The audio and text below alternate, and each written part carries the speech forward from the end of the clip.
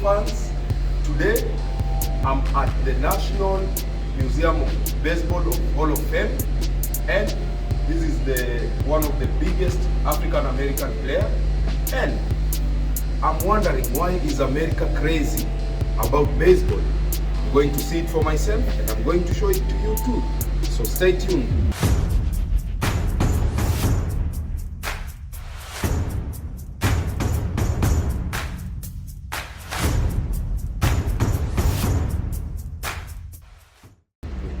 Hello guys, this will be my tour guide. What's your name, sir? My name is Chuck. Pleasure to meet you, everyone. Yeah. So where are we now? So we have an original Norman Rockwell painting here. This is called Game Called Because of Rain. Yeah. And the basis of this is there's two teams, the Brooklyn Dodgers and the Pittsburgh Pirates. It's raining. Yeah. It's the top of the sixth. So that means it's going to be an official game. Of course, the team that's ahead is Pittsburgh. This is the Pittsburgh manager. He wants, of course, it says too cold to play anymore, so he wants to end the game because he would win. But the Brooklyn manager is saying it's beautiful outside, and because they're behind, they want to keep the game going. And then here's the three umpires, of course, deciding what to do. This is our art gallery here at the Hall of Fame. We have some sculptures here. We have some busts. We have some paintings. We have some photographs. One of my favorites, of course, is, since we are very close to Jackie Robinson Day, here is a picture. It's a Polaroid picture of Jackie Robinson. Now, if you look at that, looks like he's sliding into second base. What that really is, believe it or not, it's a toy figurine of Jackie Robinson that is set up to look like the real thing. And that's amazing. Wow, that's amazing, absolutely. I agree. One of the great Negro League players right here, Smokey Joe Williams. One of our largest paintings here at the Hall of Fame. Yeah, let me move back to get it in the shot. Yeah, it's large. And then this is one of the reasons why we don't have World Series games during the day. This, back in the 60s and 70s, they used to be during the day. And of course, these men are up on the pole, supposed to be fixing the phones. And instead, they're listening to the World Series radio during the day. So that's pretty much why we don't have World Series games during the day, because people would miss work. So Americans are crazy about baseball. They are crazy about baseball, especially if their team is involved in the World Series. Okay. Nice. Okay, we are now on the second floor of the Hall of Fame. And the very first room we're going to enter is the 1800s room, where baseball started. So welcome to the 1800s. Thank you. We're actually going to go and introduce you to the very first professional team in baseball. And that is these men right here. This is the Cincinnati Red Stockings of 1869. They actually won 81 straight games back in 1869. Wow. And they eventually became the Atlanta Braves. Okay. So we also have some equipment from the 1800s. And here's some of the equipment from the 1800s. Now, for example, when you played back in the 1840s, you actually used a lemon peel ball, this little black ball right there. It's very soft. It just has rags on the inside. So because it rags on the inside and it's soft, you could use fingerless gloves, like those up in the corner. Okay. Then somebody got the idea with a ball to make and tie it really tight with yarn, so it became harder. Many of the players back then worked in factories and the shipyards. So they actually used their work gloves to play baseball with. Wow. Then below there, they actually then put a little pocket on the glove, and they evolved into the gloves we have today. Now, if you were a catcher, that's what you used as a catcher's glove.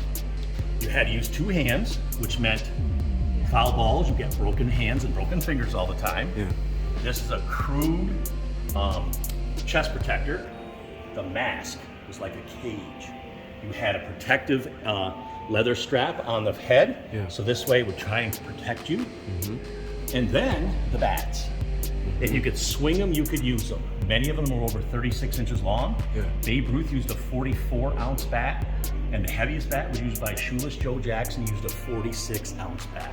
Wow. Okay, we are now in the 1900s, and one of the great names in baseball, of course, is Babe Ruth. There are only two rooms in the Hall of Fame dedicated to one player, and this is the Babe Ruth room.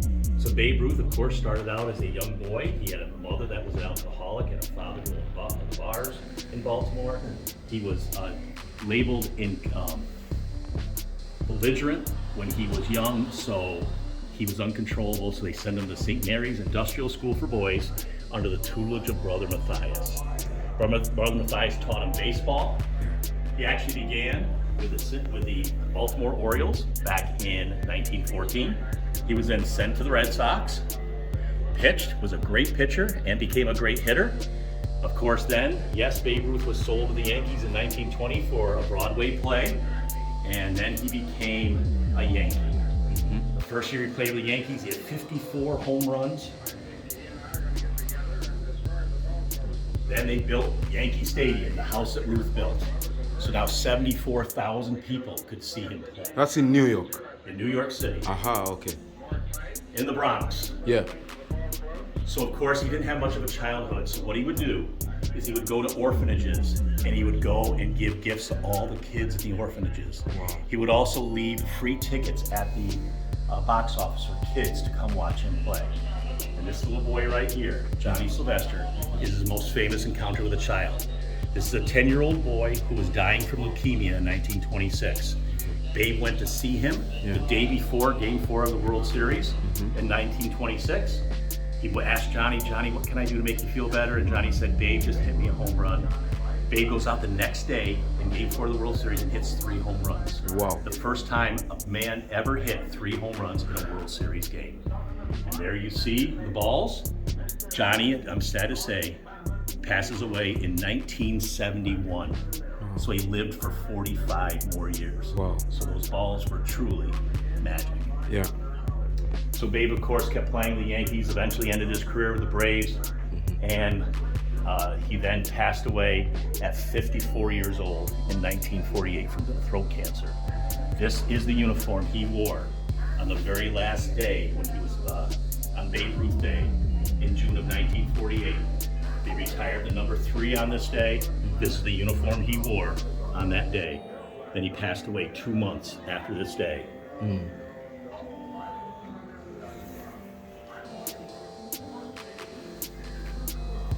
So that's the retired jersey. Wow. Is another one of our exhibits in our timeline of baseball here on the second floor. This is Ideals and Injustices, which shows African Americans and Negro League baseball.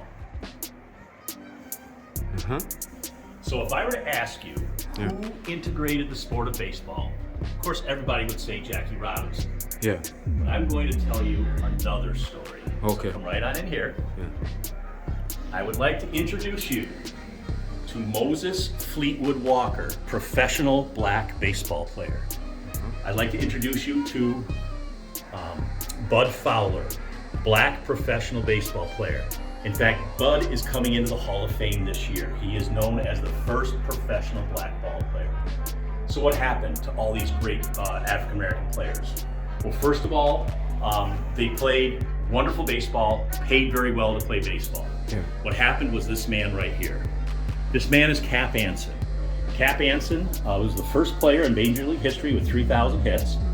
He later became a manager, and he noticed that his teams, which were all white, when they played against teams that had black men on it, his team mostly lost. So he made a very bold statement. He said, from now on, whenever my team plays a team with a black man on it, we are going to forfeit the game. Yeah.